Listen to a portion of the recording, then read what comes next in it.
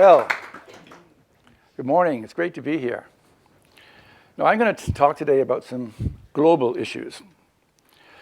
You know, I attended the UN Environmental Conference in Rio this last June, and I came away quite disappointed. You know, I don't think the gap between what the future that politicians want and the future that people want has ever been greater.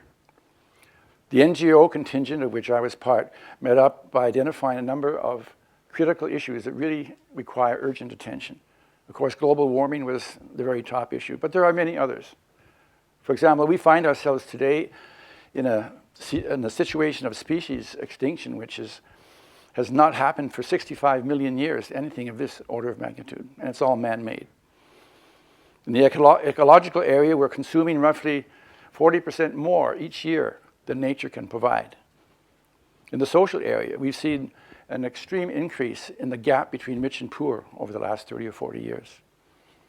In the economic area, if we look at the total production, the gross national product over the last 30 years, and if we deduct the negative factors from the positive, we find that we're no better off. So what happened in Rio? As I say, the NGOs, they presented a number of very constructive proposals for reforms. Every single one of them was rejected. That's why I say we had a crisis of leadership. Even the most obvious one, which was that at least governments could do, is at least to stop subsidizing the burning of fossil fuels. Even that was rejected. Do you have any idea how much money is spent on subsidies for fossil fuel burning across the globe? Well, hold your breath. $775 billion every year. More than 10 times all the foreign aid in the country. Groucho Marx, he once said, "Future generations, why should I care? What have they ever done for me?" And we chuckle at his words, but as a matter of fact, this seems to be a good description of the current attitude of our political leadership. And so I put to you a question. Why? Why is it that our political leaders are unable to take any action in the face of all these warnings? I mean, for 20 years now, our leading scientists have said we require urgent action. Nothing is happening. Is it because they don't believe the scientists? Is it because they perhaps can't think beyond the next election? Are they perhaps incompetent? Well, I think there's another explanation. And it is you might consider a flaw in our democracy.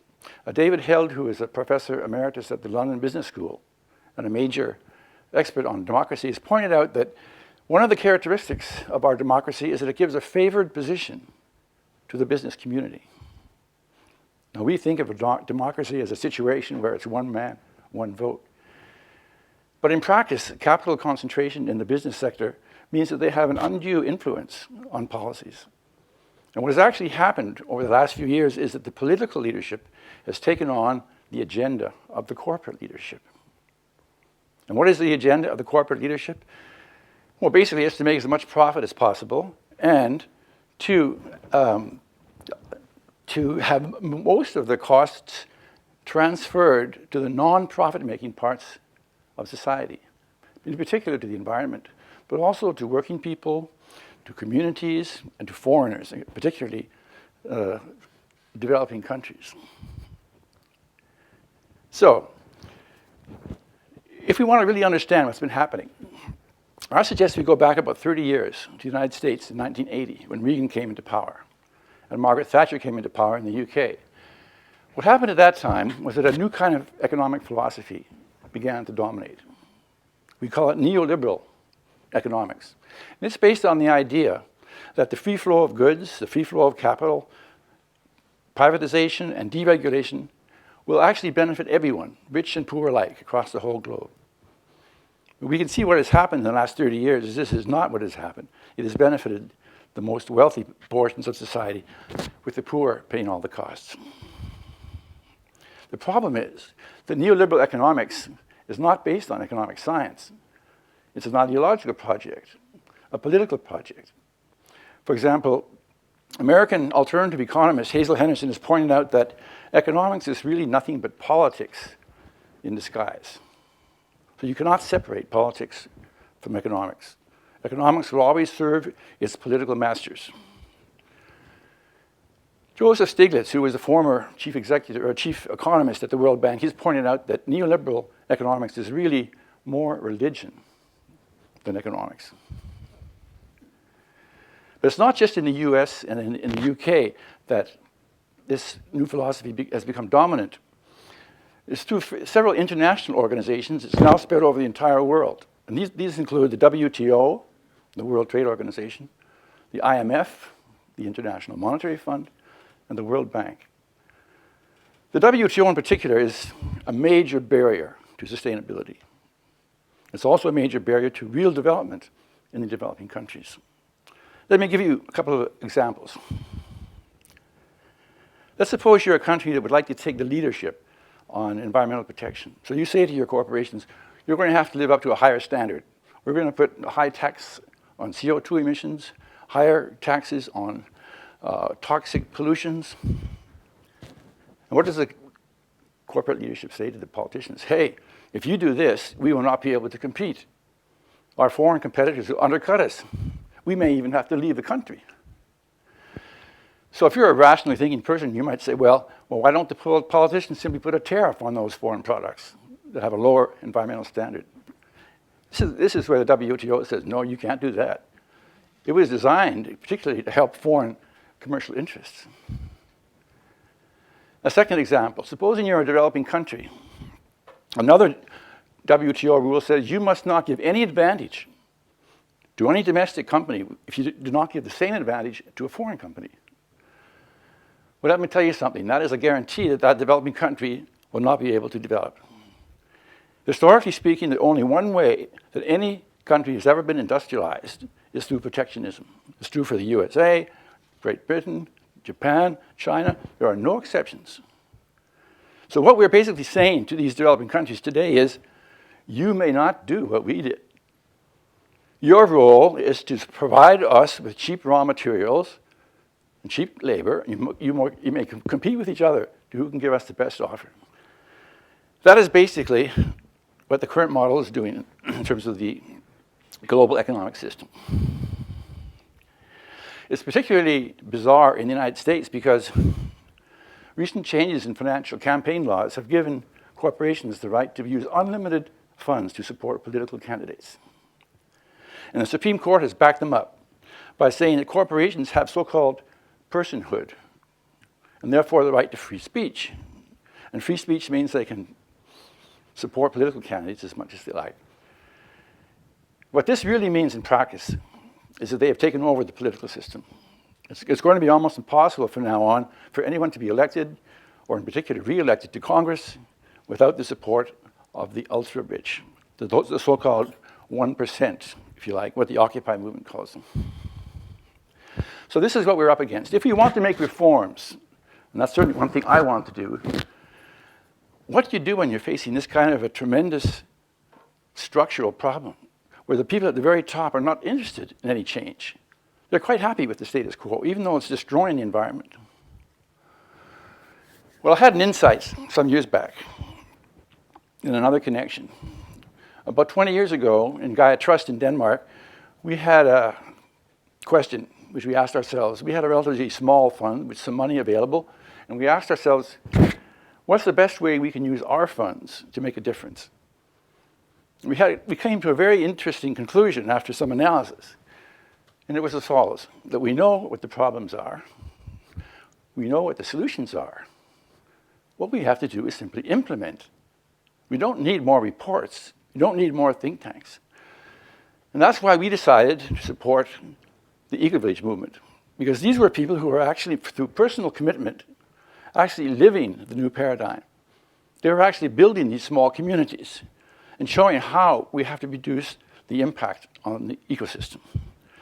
That's what I call leading by example. So this year when I published my book, Occupy World Street, I came up with some proposals. I came up with the idea of perhaps we could use this same principle on a global scale. This led me to suggest a strategy, which I call the breakaway strategy. So instead of confronting the structural, the leadership of the world, which is like a big logjam right now. You know, you can't attack it directly. We have to attack it indirectly.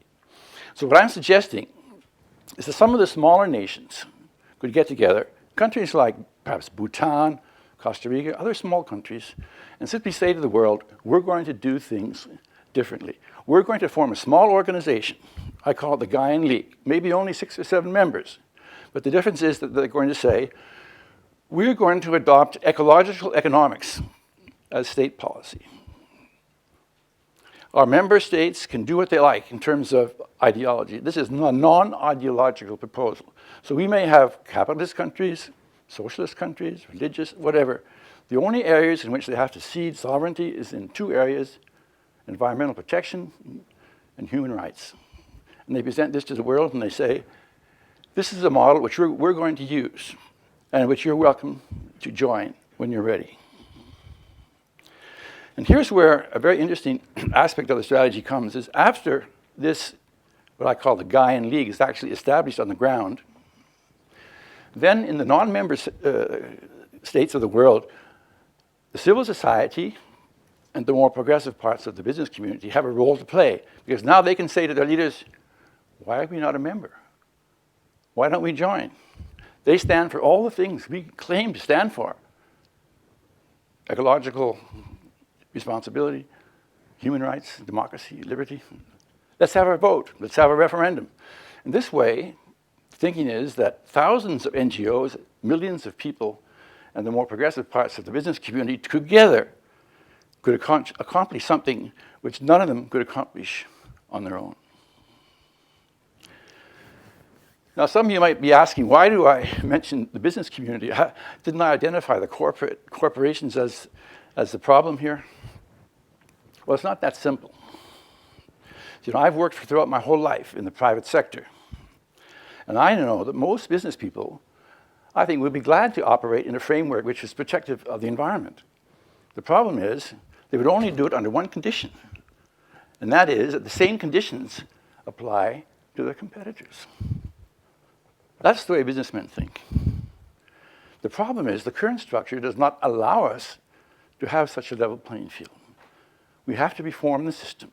We have to throw out these institutions like the IMF, WTO, and World Bank, which are basically exploitative, and replace them with something else.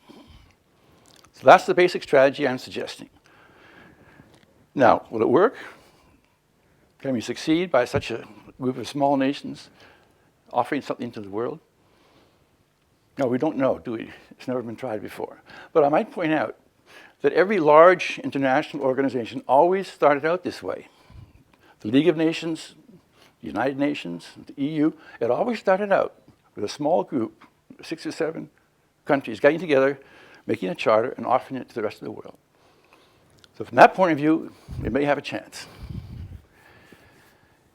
If they do succeed, they will be following the recommendation of Mahatma Gandhi, who said, be the change that you want to see in the world. This is precisely what the eco-villagers are doing, and it's precisely what the founders of the Gaian League would be doing. Will it succeed? I don't know. Only time will tell. And now, just to round off my presentation, we're going to have a little song.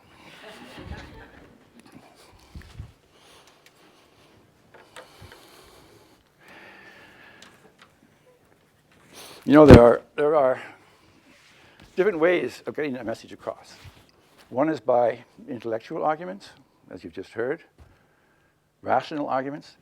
The other is by using art and music to get your message across. So when I published my book, Occupy World Street, this spring, I decided maybe it would be a good idea if I also wrote a song with the same title, and that's what I've done. Now we're going to hear it here as a music video. This is available on my website, which is called occupyworldstreet.org. You can download it for free. And I'm hoping this will also help to promote interest in some of the ideas in the book. So I'll just play along and sing on the chorus. And Maestro, let's hear it.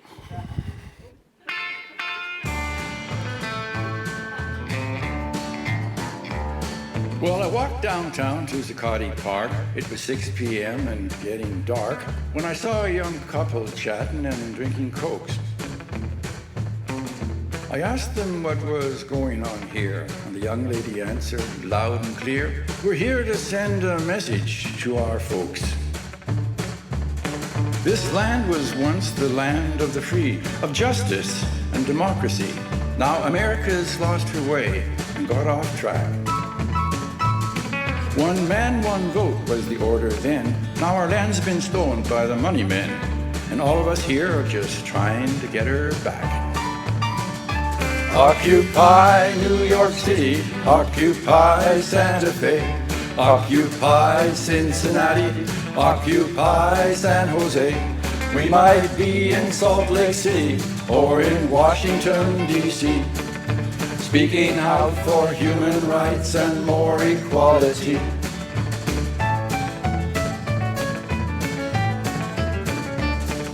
The young man said his name was Bob, and recently he'd lost his job. His firm had pulled up stakes and moved offshore. They say it's cheaper in Shanghai, where profit rates are record high, and they don't pay much in taxes anymore. The 1%ers cheat and steal and don't produce a thing that's real. Asset speculation is their style. These guys are parasites, he said. They ought to get real jobs instead and make a contribution that's worthwhile.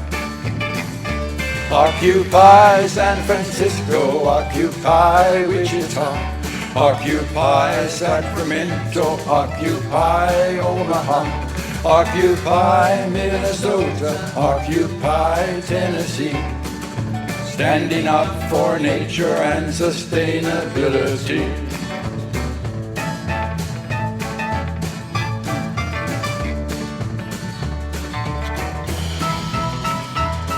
Then I went to Europe to just check out what the Euro fuss was all about. The youth are without jobs, and that's the key. The young folks want their countries back, but leaders take a different tack. Bank bailouts and more austerity. The euro was a big mistake, a backdoor to a euro state that citizens would rather be without. The people want a deal that's fair, where bankers pay their rightful share. Until that day, they'll roam the streets and shout. Occupy Copenhagen, occupy Birmingham, occupy Londonderry, occupy Amsterdam. We are camping out in Athens as we make a final plea. We'd rather leave the euro than have more austerity. We will occupy Milan, occupy Luxembourg, occupy Barcelona, occupy this whole world. Now our numbers, they are growing, and we won't accept defeat. Time to end injustice, time to occupy World Street. Time to end injustice, time to occupy World Street.